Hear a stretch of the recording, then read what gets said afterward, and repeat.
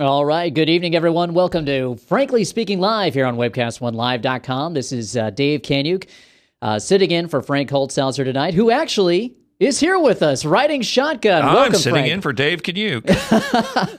Role reversal tonight. So it's going to be an exciting evening. Frank was planning not to be here, but he's riding shotgun for at least a little bit here.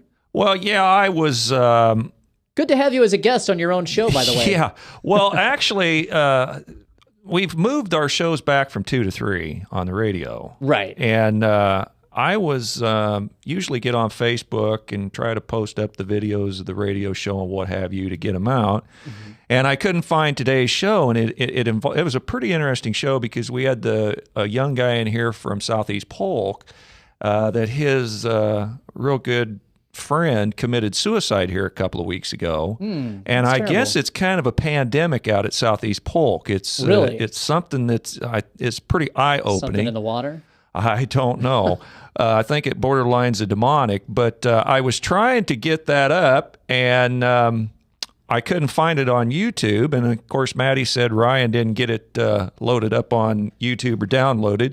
So I looked at the clock, and it was 11 after 5, and I said, wow, Dave ain't here. Well, why would he be? Dave only waltzes in like 7 minutes before the show goes on. And Maddie wasn't here, and I was starting to wonder, well, okay. So I tried to call Maddie, and she finally emailed me and said, yeah, I was coming, and you got here. So that's why we have kind of the odd thing. I planned on being bounced out of here by about 3:30. Well, that's no worries. So no I'll worries. hang with you a few minutes because I want to post this thing on YouTube and bounce out of here. So, well, good to see you. Yeah. And how old was this person that committed 12 suicide? years old. 12 years old. Yeah, it's...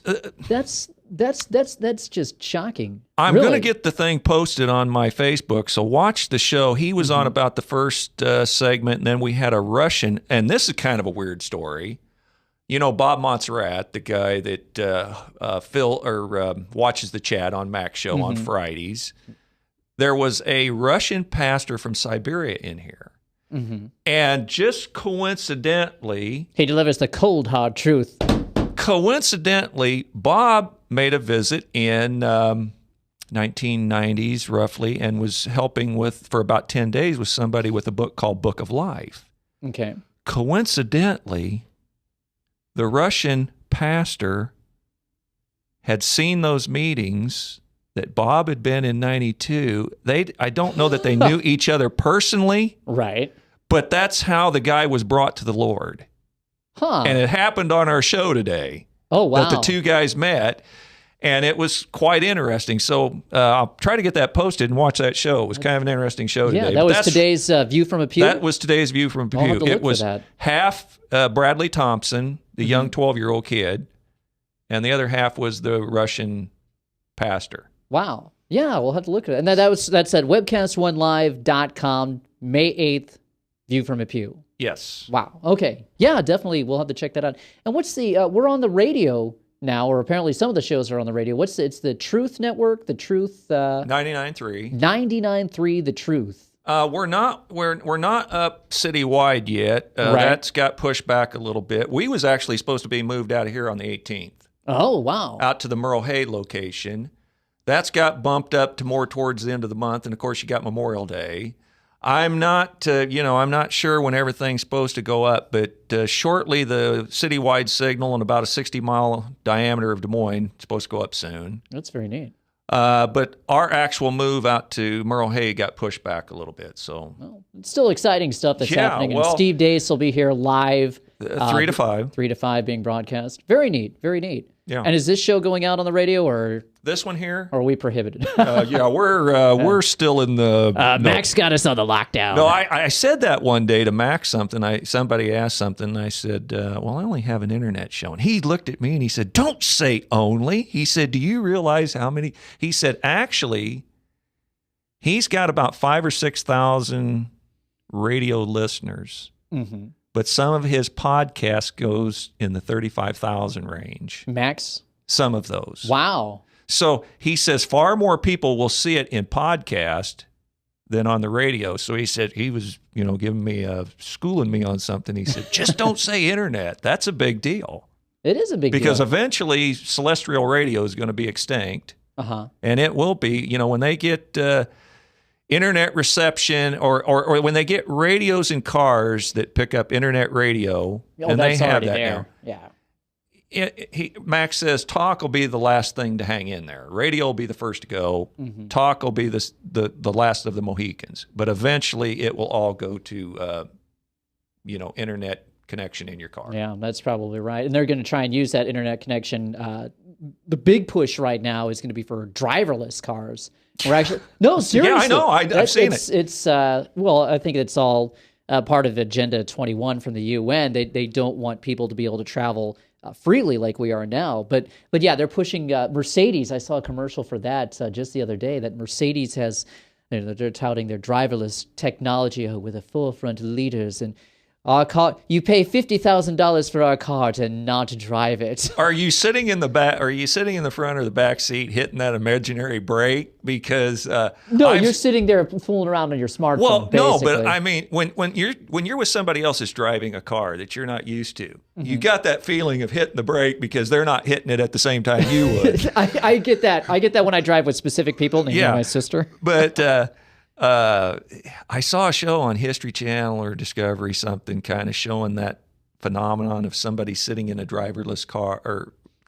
Right. And that's strange. Because the steering wheel is turning, the whole works like somebody invisible is sitting there, but nobody's piloting the car. Well, the later revisions, they'll just take the steering wheel out. Yeah. Later on down the road. I like to mess with drivers when I'm the passenger of a car. If I'm just sitting there, I'll just start pointing. Yeah. And I won't say anything. And it's really cool to watch the stages of their reactions. First, they just start laughing like, Dave, what are you doing? Okay, Dave.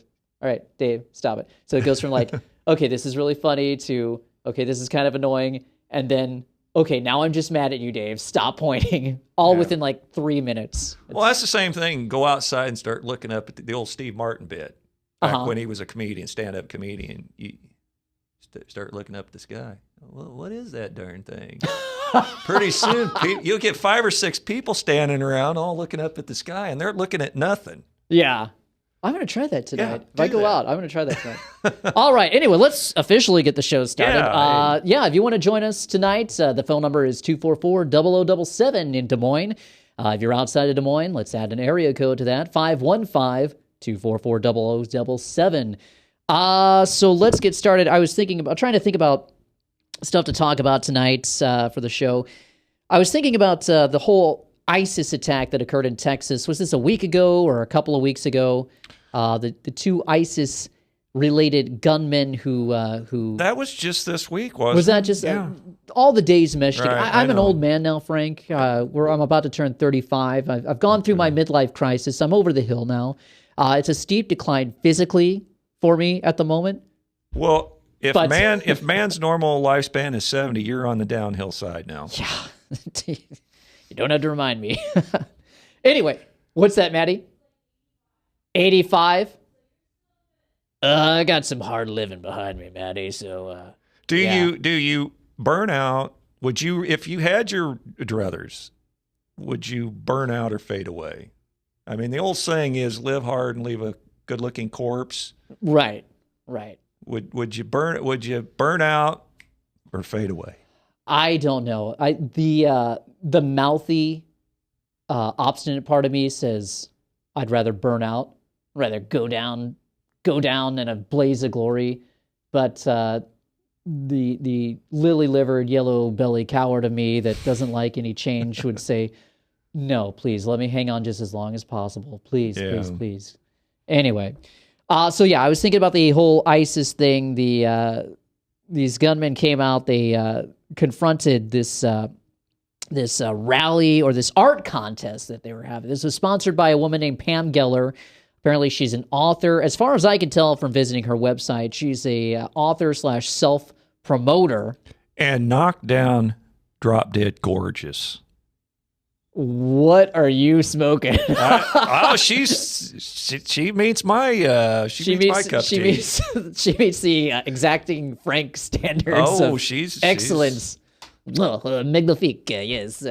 I'll beg to differ on that one. Okay. We'll post a picture when we come back from the break. We'll let the viewers decide. We'll be like Fox News here. So these guys come and she's hosting this art contest where people come in to draw pictures of Muhammad. Well, that's probably not going to be a great idea. So we got these two chuckleheads who come out. They're going to try and bust this thing up in a hail of lead. They get popped real quickly because you're not going to really pull that down in Texas, of all places, right? Don't mess with Texas. And now it feels like the entire right wing of the media is rushing in to defend Pam Geller and say, this is a terrible attack on her free speech. She has the right to host this type of thing. She has the right to do all this, and it's just terrible that, look at these Islamicists, these terrorists who are coming in and trying to deny her free speech rights. And I agree to that with it to some extent. She does have the right to go in there and host a rally like this to kind of tweak the nose of Muslims out there. But at what point does it borderline on hate speech? Because she's not really trying to make much of a political point, it seems like, with this whole situation. She's trying to get in there and basically thumb the nose of Muslims. And I'm not trying to defend Muslims either, because they have a wacky, horrible religion. Well, actually, you're going to find this astonishing, but you're in agreement with Laura Ingraham and Bill O'Reilly, who I watched the other night debating this segment. And I actually sent O'Reilly an email that I probably will be about zero chance it'll get read. Was it pithy? I tried to keep it pithy. I really try. I mean, I can show you some of my emails that I've sent him, and they're about 10 times better than any of the ones Bill, I read your book. I'm 12 years old. That's the key. That's the key. Okay. But I made the point that you're at a shopping mall and a shooting breaks out. Your concealed carry gun does you exactly zero good if you left it at home. Right. And I'm making the same point about this free speech thing. If you don't use it, you're going to lose it, in that free speech doesn't do you no good at home, sitting at home. So I don't know that I necessarily want to poke a bear, but they're going to get mad at you about something. Right. They live to get angry about something. And they get particularly angry when you tweak the nose of the Prophet Muhammad, who was, a child pedophile guy. Fatwa. Yeah, exactly. I'm going to have fatwa declared on me here. But no, I'm not trying to defend Islamic, the Muslim religion at all, because it's a terrible false religion based off of a moon deity named Allah that was worshipped by the pagan tribes before it was modernized at the time by Muhammad. Well, you're going to say something. You and I are both Christians, and we get our Christian Judeo God slandered every day of our lives. Right. That was the next point that I wanted to slide to, was how would we feel as Christians if let's say, a gay activist group, and I'm not trying to bash gays, but what if let's say, just for the scenario, what if a gay activist group, an artist, wanted to have an art exhibition showing Jesus in a homosexual relationship with the disciples? Don't you think we would probably get ticked off about that as well? But you remember the famous, and I think this word is acceptable, I don't think this would be cussing, but you remember the Piss Christ. Right. That was done by the National Endowments for the Art. It was a crucifix soaked in urine, and I don't remember any Christians shooting anybody up over that. That's true. I kind of wonder, should we? Even the Pope said, if you insult my mother, I might punch you in the nose. Anyway, we're going to come back to this subject in a little bit. This is Frankly Speaking Live. Dave Kanyuk, Frank Holtzhauser. Come back after the break. Studios. This is Webcast One Live. If you choose to obey the power of sin, it leads to death. If you choose to obey obedience, it leads to righteousness. Forgiveness is just the beginning of life in Christ. God wants us to live for Him now. And because of Jesus Christ, the gospel was preached, and you and I are blessed today because of Abraham. Did you know that? We're blessed. Experience Truth, 99.3 FM. Whether you're 10, 25, 50, 80 years old and beyond, Everyone needs to live within their means. I'm Tom Coates with Consumer Credit of America. For almost a quarter of a century, we've helped people of all ages learn to manage their personal finances to benefit them far into the future. When problems arise, we've got the experience you need to make those debt problems go away. Got financial problems? Call Consumer Credit of America. Hey, psst. Let me let you in on a little secret. You ready? Always try to do business with people, not places, especially if you seek honest Christian business people. And when it comes to my car, I really need to trust who's working on it.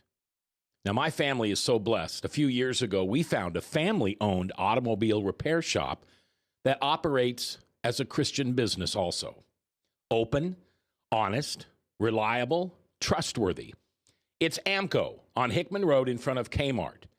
And it's a family-owned Christian operating business.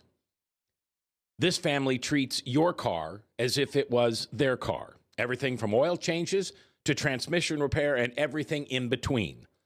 So the next time you feel the need to be at peace with your choice of who you can trust with your car, give AMCO on Hickman a chance to serve you. And tell them Max sent you. The only way we come to know the Saviorship of Jesus Christ is by bowing and acknowledging that He is Lord and King over all the earth. Jesus Christ died on a cross, paid the penalty for our sin, and by repenting of our sin and accepting Him by faith, what He did for us, we are forgiven. Salvation is not a combination of faith and works. Salvation is by faith alone in God. Experience Truth, 99.3 FM. From the RE/MAX Real Estate Concept Studios, this is Webcast One Live. Boom, boom, bang, bang. Lie down. Welcome back. This is Frankly Speaking Live here on WebcastOneLive.com. I'm Dave Kanyuk, sitting in for Frank Holtzhauser this evening, and riding shotgun with me is Frank Holtzhauser.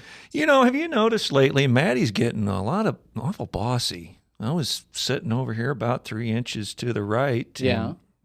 Pretty soon I hear bam, bam, bam on the window. She is she's practicing for her impending motherhood. I guess. So we just got to give her that leeway. She said, get over here about 3 inches towards the glass so I can get you in the camera focus. I said, yes, ma'am. You don't ask the kids what they want to do. You tell them what they want to do. She's shaking her head. Here's what I've been told. And I think this is probably a good trick. When you say something to your kid, you offer them the two choices that's available to them. You don't give them their choice of choices. It's you do this or you do this. Well, I want to do this. Well, that's not one of the choices I'm giving you. Exactly. It's this one or this one. Exactly. Move or get your butt beat. All right. Well, anyway, let's get back on track here. We were talking about the Pam Geller, ISIS, Muhammad drawing attack here. So where we left off was how would we feel if a gay activist group wanted to put a art contest out there of Jesus depicted in a homosexual relationship with the 12 disciples? Would we feel kind of miffed about it? Probably.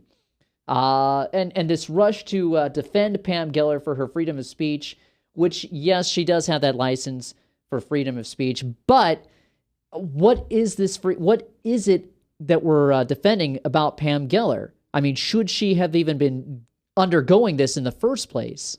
I kind of think that it was kind of a dumb idea. She's going out there, if you look at her website, and I forgot to send Maddie the link to the website so she could post the picture. We'll do that in the next round. But well, I'm of a dual mind on it because you can see both sides of the argument. Mm-hmm. The Muslim, you remember the guy in Florida that wanted to burn the Quran?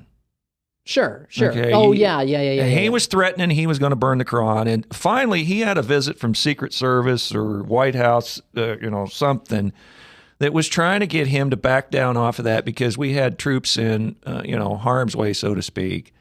And we didn't want to inflame anything. But these guys got their underwear in a bunch all the time about something. Right. So I don't know if it would inflame it any more than it already is.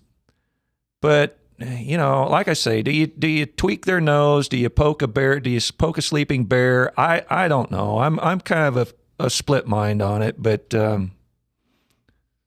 Yeah, and I quite frankly, I don't think it was a great idea. But what I find interesting, and I was trying to find the article here. I thought I had it, but I guess I did not.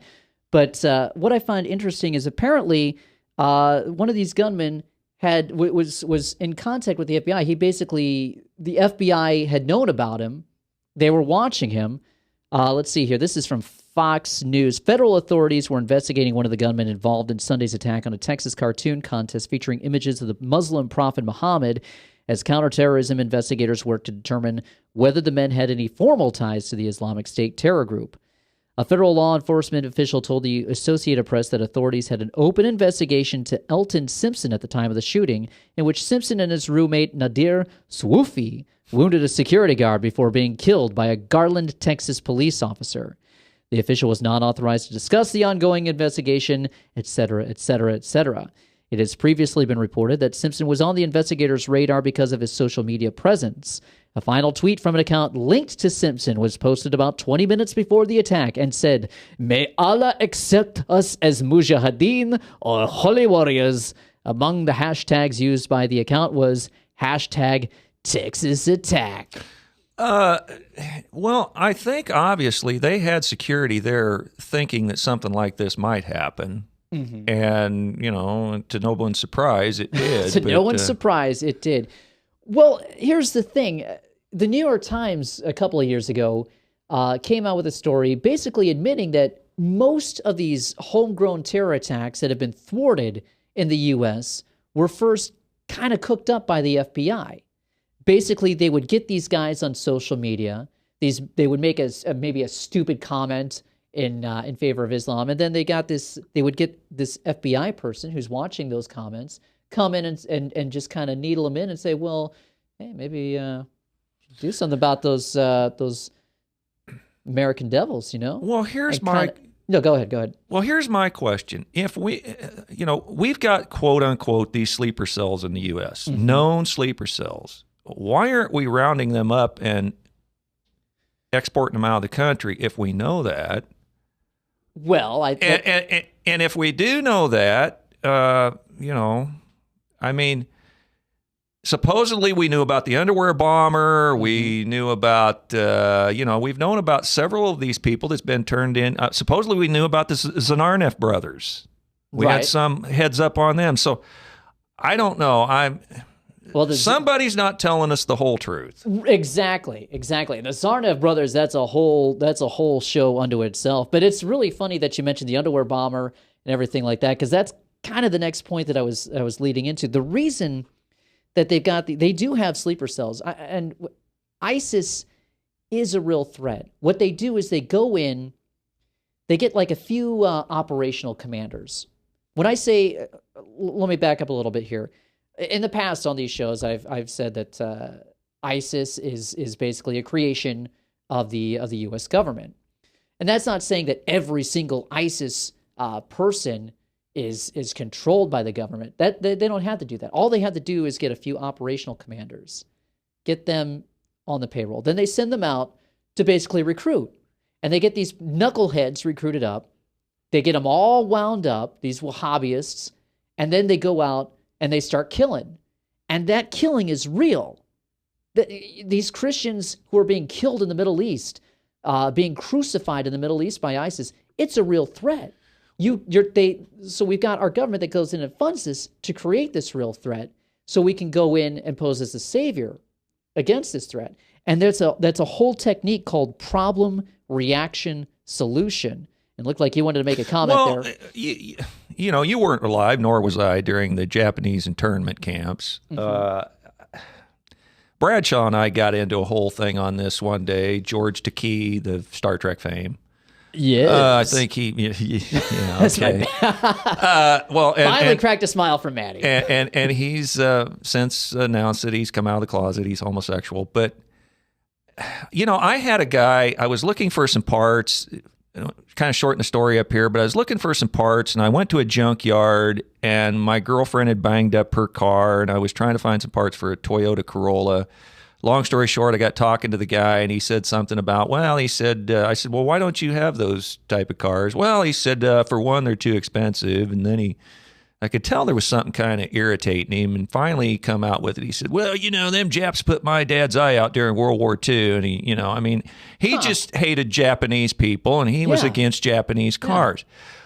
Part of the problem with those internment camps during World War II was the fact that imagine being a Japanese person and seeing and hearing and reading reports, and imagine what it would be like today with instantaneous cell phone communication and pictures. Seeing your countrymen bombed and killed before your very eyes. One, I kind of looked at it for their safety. And two, how do you know that them images wouldn't cause somebody here that was in America to rise up and say, well, hey, I don't like that, so I'm going to take it out on some of the people I live with here in America. So to me, it was for the protection of both sides. Well, I think that has to do with and I don't want to get too sidetracked on that, but that's a really good point. I think that has to do with the difference in the culture between America back then and America now. Back then, we still had the melting pot. So when you had all these people coming over from all these different countries, they were losing that former national identity, coming into the melting pot and becoming American. So these guys, these Japanese who were put in the internment camps, they were offended because they were like, hey, I'm an American. I'm not Japanese any longer. They were assimilating. We're not assimilating now. Exactly. We're the fruit salad now. We're so segmented in this country because you've got, if you got satellite TV, you can get entire blocks that just cater to your nationality you want to speak. Right. So when I was a kid, everybody watched Gunsmoke. Everybody watched Have Gun Will Travel. Everybody watched Leave It to Beaver, Andy Griffith, they read Bonanza. Books. Right. You grew up watching the same things. We're not doing that now. Exactly. That was the shared American culture, and now we don't have that any longer. And that's part of the method by which the globalists are trying to bring the country down to get a one world government going, because you have to tear down. In order to get a global government, you can't bring everybody else up to America's level. You have to tear down the pinnacle and bring us down to everybody else's level. And that's what's going on. Yeah, I will agree with that. Yeah. I will agree with that statement. So anyway, getting back to problem, reaction, solution, it's really funny that you mentioned the underwear bomber, because I was writing down a number of different things, to kind of hit on as points before the show. And that was the example that I wanted to use for problem, reaction, solution. So back, when was that? That was at the end of 2009, beginning of 2010, I believe. I can't remember the date, but anyway, well, I think that was around. Correct me if I'm wrong, Maddie. So Maddie was about what, 16 years old then? Yeah. Anyway, so she wasn't glued in at the time. I was an old man, 30. Yeah. So you've got the government, who at the time wants to put in the naked body scanners. They want to increase the role of the TSA, but they know that the general public is not going to want to go through that. They're not going to want to go through the virtual strip search. They're not going to want to get their junk grabbed in order to get on an airplane. There's going to be an outcry. So how do we get that result that we want? Well, we have to create a problem. In order to, we have to create this big problem that is going to create a reaction from the general public, an outcry, and then we can present this end game that we've wanted all along as the solution to that problem. Well, my sister just traveled to Virginia, and her and my mother just got back from Virginia back in December, I guess, and she's went out for another visit, this time without my mother. But she was saying last time they went through airport security, sometimes you go bam right through. My sister said she didn't even get checked in for security. Said last time my mother was checked for gunpowder residue. Now you'd have to see my mother to know this, but I'm saying she's about the least likely person on the face of the planet that you'd think had gunpowder residue on him. But I always worry about my girlfriend who goes through airport security. She has to travel a lot for business. She's beautiful, young. Sure. She's half Lebanese. And I just worry about her getting pulled out of line and getting messed with. Well, yeah. But, I mean, it's you don't want your loved ones, your sister, your mother, your girlfriends to get filled up. But. Right. And that's the thing here. We should not, as a free society, be accepting that government has that power to put their hands on us.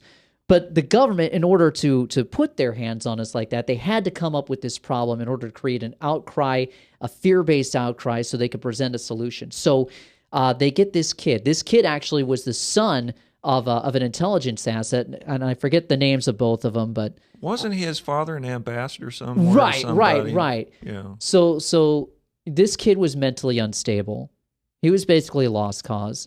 So I don't know, and this is speculation on my part. I wonder if they didn't just go up and say, "Hey, you want the kid off of your hands?" Well, didn't he tell? I want to say he told the Russians that the kid had been radicalized. Yes. He made a call saying, "I'm afraid." Twice. He raised alarms, and that's called creating a legend, basically. So when reporters go back to look into that thing, they can take a look and see, oh well, he warned him. He warned that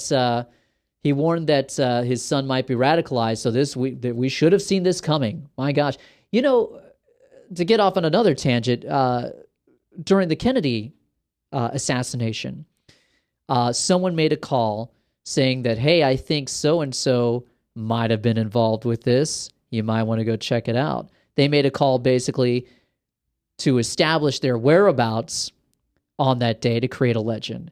And that person was George H.W. Bush, who was supposed to not be in Dallas, but he actually was in Dallas that day. Well, we know Bush was obviously in the CIA, I guess, but everybody that wants to commit a crime wants to create an alibi, obviously. Right. But I don't. I've seen those stories that they saw the 3 pictures of some hobos that they had picked up. And one of them looked like George I think Howard Hunt was one of them, and I want to say they thought that they had spotted George Bush. I've seen that. Yeah, I've seen those pictures as well. It looks similar to him. I can't definitively say. Howard Hunt, I think, was the guy. Supposedly, he had a deathbed confession that Alex Jones and Jesse the Body Ventura Conspiracy Theory's done a story on that I saw. And I saw Jesse's story on, I don't remember him covering a deathbed confession with E. Howard Hunt. I know that's been covered a lot, but his conspiracy theory show on the Kennedy administration was pretty well researched. And really, when you start researching the past of the guy who Lee Harvey Oswald lived with and was kind of his benefactor after he moved back from Russia to Dallas, this was George Montechristchild. This guy was totally embedded in the CIA. He was a friend of George H.W. Bush's, who wrote to Bush shortly before his death about being afraid about something that happened, about the whole Dallas thing. So once you start looking at his past, it gets pretty dark. But anyway, that's neither here nor there. Let's get back on track with problem, reaction, solution. And I hear the music coming up here, so we're going to come up to the break. So we'll explain how problem, reaction, solution may be working in the case of Pam Geller and the ISIS gunman. Stay tuned. Frankly Speaking Live, webcast1live.com. Come back here in a minute. From the RE/MAX Real Estate Concept Studios, this is Webcast One Live. I'm Brian Leach, owner of Service Legends, and my position is Chief Talent Officer. I'm Nicholas Wonderscheid. I am Bernie Homs. And I'm the Service Manager. Marketing Director and Client Relations Manager.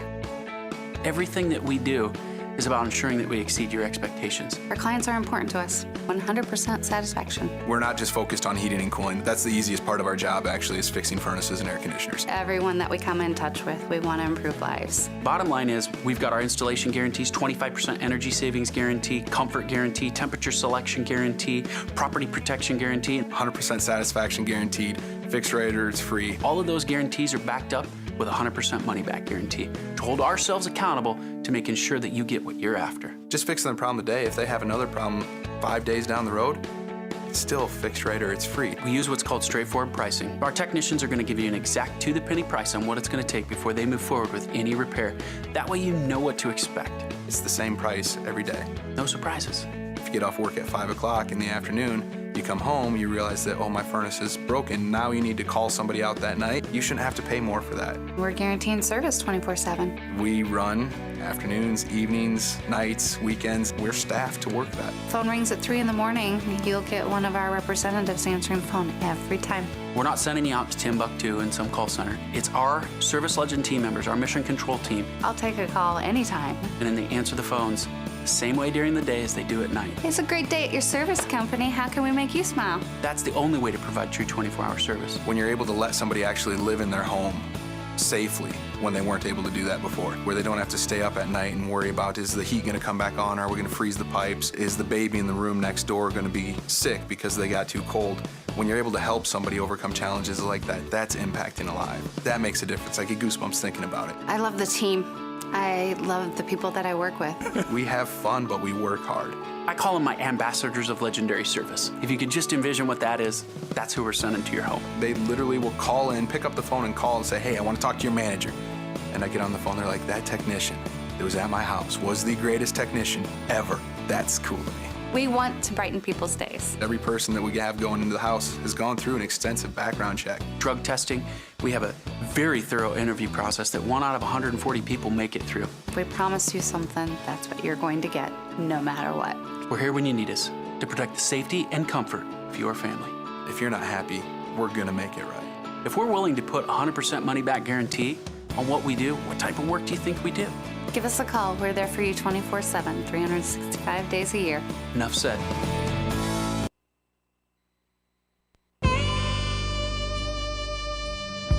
All right, welcome back to Frankly Speaking Live here on webcast1live.com. This is Dave Kanyuk sitting in for Frank Holzhauser tonight, and riding shotgun with us is Frank Holzhauser. Frank Holzhauser sitting in for David Kanyuk. There we go. Role reversal tonight if you want to join in on the fun. The phone number is 244-0077. If you're outside of the Des Moines metro area, give us a call at 515-244-0077. So we're talking about Pam Geller. I was raising a point about what's called problem reaction solution. So that is this practice of you've got something that you want to implement, but you know it's so over the top that the general public is not going to accept it unless they're trained to want to accept it. So you have to create this manufactured crisis in order to create the reaction that is going to be required in order to be able to present the solution. So let me just get this straight. You've seen Bob Ross, right? Bob Ross. The old guy that used to paint. Yeah, the little curly fro. So you're saying, just to be helpful to our audience, you don't see, as Bob used to say, we don't make mistakes, we have happy accidents. So you don't believe, you tend to believe more in the nefarious, we don't have just happy accidents like Rahm Emanuel says, we'll jump on any, Never let a good crisis go to waste. Never let a good crisis go to waste. You tend to take it a step further, right? I think there are definitely accidents. However, it was FDR who once said that if something happens in politics, you can bet that somebody probably planned it that way. So that's kind of the operation that I go through. So yeah, there are accidents, and I don't know, what was behind these guys, but I have seen that there's apparently a link between these ISIS-related gunmen, and they had been in contact with an FBI person. And I'm not saying that the FBI plotted to go and send people over there, but my point is that, according to the New York Times, though, my point is that most of these so-called homegrown terror plots have been prodded along by the FBI. You get these people who make these stupid statements on social media, these nitwits, and these people are nitwits. You see these people like the guy who wanted to blow up Wrigley Field or whatever. These people are just like stone dumb morons. Well, who's the guy? Gosh, I should know his name. What's the guy on Saturday night? Or they play him at nights, and he's the guy that baits in people talking to 12 and 13-year-old kids on the internet. They catch you on camera. Chris Hansen. It's called entrapment. Right, exactly. Okay. But the FBI doesn't treat it as entrapment. They treat it as, we've stopped this potential terror attack. Look at us, and we need more funding to clamp down and have a more apparent police state. But let me be more precise here with the comment. So if you're goading someone on and sending them pictures that isn't of a real person, or you're doing something to you're almost seducing this person into this. Right. Okay. So are you saying that you got a guy out there just writing some random Allah's great, and they start talking, hey, would you like to know where to get some explosives?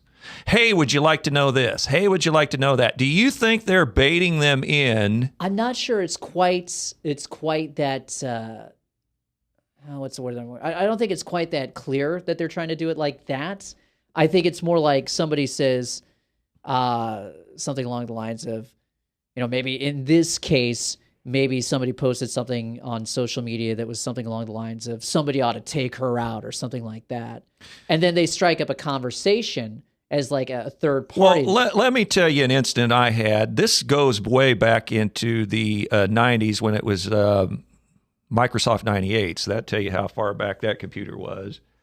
But I was typing on AOL, America Online, Sure. and they had the prefab chat rooms. I remember the X-Files chat room. You could pick a chat room for whatever your topic was. And I got on some kind of chat room, and I was saying something about the homosexual marriage, and I typed in the word pedophile as pertains to, the gays are claiming, I said, well, someday the pedophile is going to claim the same thing. Right. Not too long after I typed that, I got a personal instant message going, well, hi, how are you? Yeah. And I'm going, yeah. oh, fine, how are you? And, well, what are you doing? What's your name? Blah, blah, blah. And I'm going, how old are you? And this voice back comes 9. And in big, bold letters, I went, goodbye. Yeah. That was the end of the conversation because I'm not, in other words, that is not going to tempt me. Right. But what I'm saying is, was that a real 9-year-old? No, that was not. Or was that, now put this in perspective. Back in 1998, I don't think Chris Hansen, but it was these AOL police or somebody that was typing that. And I go, goodbye. Right. That conversation stopped right there. Yeah. And they were trying to probe you. And so see is what this? you were up to. Do you think, in your opinion, that's what the CIA or whoever is behind this is doing to these potential? I think in a lot of these cases, it's something kind of along those lines. Someone will post something, and then somebody will make contact. These people who they get are not just bottom of the barrel. These people are like when the barrel's been sitting on the ground for several years, and then you lift the barrel up and you got all that gunk, like that gunk ring where the barrel was, where all the moisture has gone down. That's those people. It's below the bottom of the barrel. So they're getting these people, and then it's like they push them so far, and then the FBI comes in and busts them and says, hey, we got to sell some terrorists. Give us more funding.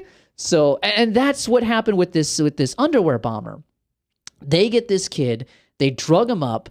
They weren't even initially able to get him on the plane.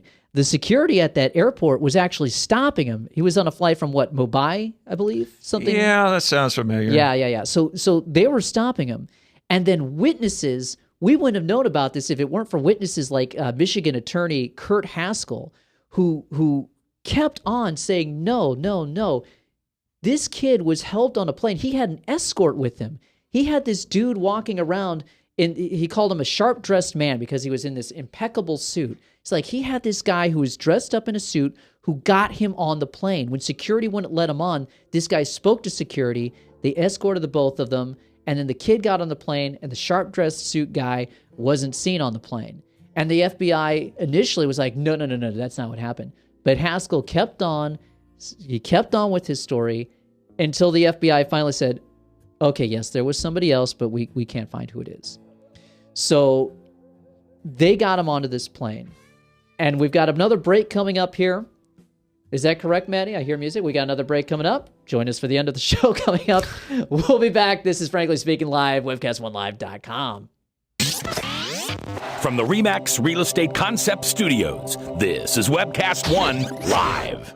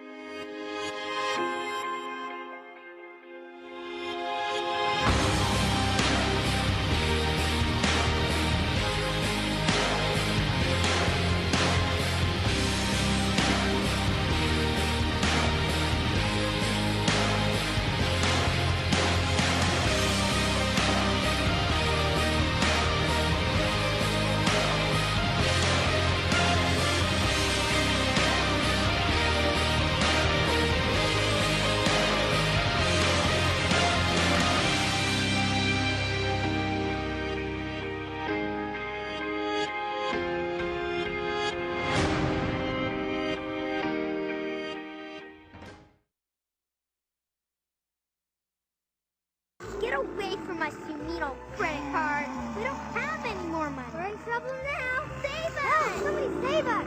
Somebody help! Help! Save us!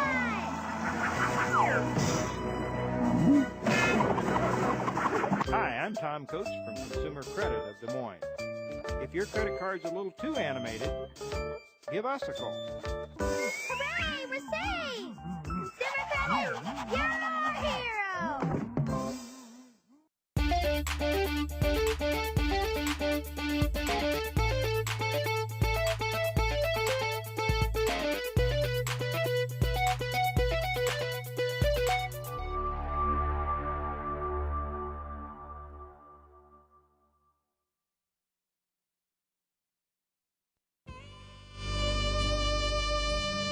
Welcome back to the end of the show. This is Frankly Speaking Live here on webcast1live.com. I'm Dave Kanduke playing host today, and we've also got Frank Holtzhauser riding shotgun today. I'm waiting for the doors. I'm waiting for the doors, the end to break out. Yeah, exactly. This is our final segment of the show. If you want to join in, the number here is 244-0077. If you're in Des Moines, if you're outside of Des Moines, 515-244-0077. So we're trying to wrap up this whole Pam Geller, free or hate speech, what's going on with the ISIS dudes, problem, reaction, solution. So where we left off, we have the underwear bomber being put onto the plane by somebody who may or may not have been with the State Department, may not have been with the CIA. We don't know. We just know that this kid had a handler. And then they stuffed this explosive down his pants, left less explosives than what it would take in an M80 firecracker. This kid couldn't have blown up a toilet if he wanted to. And then they get this moron to try and light his underwear in the seat. And then it's a whole big thing. International incident. My gosh, what are we going to do to protect the American people from the army of Mohammed jihadists, underwear bombers? Now, wasn't that on Christmas Eve flying into Detroit? That was on Christmas. Yeah, I think it was Detroit. on Christmas Eve, right at the end of 2009, beginning of 2010, if I'm not mistaken. And I think it was January 10th, finally, where the Detroit Free Press had to finally put out an article quoting the FBI saying, yes, Kurt Haskell is right. There was somebody who helped him get on the plane, but golly, we don't know who it was. Well, it was someone from the State Department or someone of that nature who helped him get on the plane. So the reaction to that was the public was now saying, what are we going to do to prevent someone from trying to stuff explosives down their pants and blow up the airline in mid-flight? And the answer that was proposed was saying, we're going to give the TSA sweeping new authority, and we're also going to put in body scanners. Did you ever see the movie Total Recall? The scanners that they had to walk through? Yeah, that's the first thing I thought of when they put in these naked body scanners. We're going to put in the body scanners, and they're just going to look at your naked body. And the TSA lied about the detail that was being taken with those. They lied about the detail. They lied about whether or not those images could be saved. They lied about the radiation output that those were put out there. Lie. Here's the funny thing. Those scanners were ordered 6 months prior to the underwear bombing incident. And one of the lead figures in the aftermath of the underwear bombing, who is going there saying, well, we need heightened security at the airport, was former Department of Homeland Security head Michael Chertoff. And do you know what Michael Chertoff's job was at that point? He represented the company that made the body scanners. Well, what? Here's problem, reaction, solution. I've said this on Bradshaw one time, and I thought he was going to fall off his chair. But obviously, I've got some people, some history teachers that I know that have told me that one of the reasons that the North tried to eliminate slavery was because of the cotton gin. Mm-hmm. Eli Whitney. Obviously, you can't sell the cotton. How much cotton was being grown in the North? And your market for selling cotton gins would have only been to the South. Mm-hmm. So part of the reason that some advocate for the Civil War was to foist this commerce upon the South. If you eliminate slaves, then you're at my beck and call to buy these cotton gins. Mm-hmm. So. I'm not saying it's not possible, certainly. Yeah, and that's what went down. So how does this relate to what happened in Texas? Well, we've got a similar situation with these moron ISIS, so-called ISIS-linked gunmen who go down to shoot up the Pam Geller Art Festival or whatever she was calling it. And you've got what do you have going on in Texas right now? You've got all this concern about this military exercise, which we covered a few weeks ago, called Jade Helm. We even have Governor Abbott, who wrote a letter to the military basically saying, hey, we're going to have Guard watching. We're going to have the state Guard actually watching the Jade Helm exercise because of concerns about people's constitutional rights. And Jade Helm is all about training for insertion of military into the U.S. theater. So it's very interesting that we have this right now because you have all these Texans who are raising these concerns to the point where the governor has to respond. And then what do you have? Oh, you've got this little terror threat from ISIS. And gee, what should the answer be? Well, probably you're going to want the military around, aren't you? One, I would hope we'd be prepared to not get caught with our pants down if some natural disaster happens. I mean, it's for more than a natural disaster, though. But go. Yeah, on. Sure. Well, I understand that. We need preparation. We need to know, in these instances where earthquakes, volcanoes, or whatever, we need our first response guys to be ready and primed and ready to go. But if that's taking a step beyond that, it's taking a step beyond that. There was a news crew it was an InfoWars crew that tried to get into a weapons of mass destruction drill, like they just had a couple of weeks ago in Des Moines. They tried to get into a weapons of mass destruction drill in California. Oh, I know quickly what I was going to say. Okay. I had a little brain fade there for a second. But you remember back when we was rolling up on 2012, and they had a computer software program that goes out and searches the internet, and they find all these keywords. Yeah. And what people are thinking about, what people are searching on the internet. It was this, Aztec calendar, Mayan calendar, pardon me. And it was going to be the end of the time. It was going to be some apocalypse. It was going to be Christ's return. It was going to be something that was going to break out. So our government studies that also. They follow those trends. Mm-hmm. Everybody, and it's, whether you got these people up there in the Michigan Peninsula waiting for Armageddon to happen, or up in the Northwest in Oregon and Washington, the survivalists are ready for some sort of Armageddon, some sort of people going underground, building underground, whatever. People are sensing that something's going to happen. Right. And so could that be part of the preparation that the government is also planning for that also? What I think that they're planning for is an economic meltdown. I think things are going to come to a head maybe over the summer, maybe over the fall. We're going to be in an economic crisis. And I don't know if that's for sure. Don't sit there and say, well, Dave Kaniuk said this. I'm going to run out here tonight. Dave Kaniuk said this. Guaranteed an economic crisis. I don't know. But I think they might be. What happens what happens if there's a hack attack and all the bank accounts shut down? Next time Tom Coates is on, I'm going to say, David Kaniuk said. Well, I don't know who he is, but I work at... Anyway. I like Tom Coates. Yes, he's a good. He is a good man. guy. We should have him in sometime. Yes. Yeah. Have a little kumbaya session. Anyway, but imagine what would happen if all the people couldn't get a hold of their bank accounts. Imagine what happens if the EBT cards fail. If that happens, you might have civil unrest. Well, what so I was think it? that's part of it. Argentina went in and skimmed off all the top of people's 401ks to alleviate some of the debt. And they they have say those that plans. supposedly there's a plan in works for Obama to do something of that nature, to go in and skim off the excess of 401ks. They have those plans here too. There was a story. Oh man, there's a story that I wanted to cover maybe tonight. Oh yeah, Australia right now. They are going to start taxing. They're going to start taxing cash. Where is that story? Anyway, so and you've got Citibank managers talking about, well, we should abolish cash because if it's not in the bank, we're not able to charge fees on that cash being in there. So we should abolish cash, or at least charge you tax on that.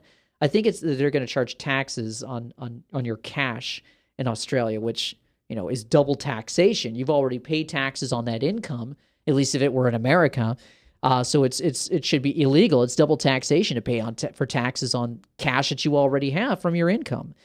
But the Jade Helm thing, it goes well beyond just preparing for a crisis, because they're also part of the Jade Helm thing is that they're going to be going in and trying to blend in to communities and everything. They're going to have people basically trying to infiltrate communities. And if this is supposedly for overseas deployment, how close is your community in Texas going to look to a community in Iraq? It's going to have zero resemblance. So they have to be planning. And when you've got the government, when you've got the military basically going around saying that George Washington and the Founding Fathers were the original terrorists, as they're training state troopers now, that they were the original terrorists. When you have the Obama administration through the fusion centers releasing reports that constitutionalists, Ron Paul supporters, Chuck Baldwin supporters are potential terrorists, people who don't believe in abortion, people who don't believe in the UN, people who think that the Bible is the word of God. At the end of time, Christians are going to be labeled as the ultimate terrorists. Exactly. Because... And that's my whole point, is that we're seeing that screw turn right now. We're seeing good military people being fired. Do you know how many nuclear commanders that Obama has fired? 300. 300. Why is that? That should scare the pants off of everybody. And for petty reasons too, he was using fake gambling chips at a poker game. What? So what? They're trying to find these ridiculous reasons to get rid of these guys and put in people who are loyal to the Führer Obama. Well, what is that going to entail? What is that loyalty to Obama going to entail that loyalty to the U.S. Constitution from the other commanders did not entail? So the whole point about what's going on with this ISIS attack in Texas is, yes, ISIS is a real threat. But don't you think if they were really concerned about ISIS pouring over the border, why isn't the military at the border trying to stop all this immigration? We've got these open borders allowing anybody in there. We don't know what's coming in. Judicial Watch uncovered documents 2 or 3 weeks ago where they found that there are ISIS training camps 70 miles from the U.S. border down in Mexico. It's just absolutely mind-blowing. A country loses its sovereignty if it can't protect its own borders. Absolutely. So I agree with you when you say that ISIS cells are here. Yes, they are here. And my God, yes, they are going to start pulling off attacks. And when that happens, the solution to that is not more government control. The solution is twofold. The solution is cut off the funding. And by cutting off the funding, you got to cut off the head of the snake. And that's the White House. So you got to impeach Obama. You got to get those people out. And I know that you laugh. Because I know that's not going to happen I either, but I'm know. just saying what it is. But also, you cannot give up the guns either, because it's a well-armed say amen to populace. that. It's a well-armed populace that is going to defend. But that's it for Frankly Speaking Live. Thank you for joining us. Stay tuned. In 30 minutes, Wayne Carter will be here with Faith That Works. Thanks for joining us. We'll see you next week on Frankly Speaking Live here at webcast1live.com.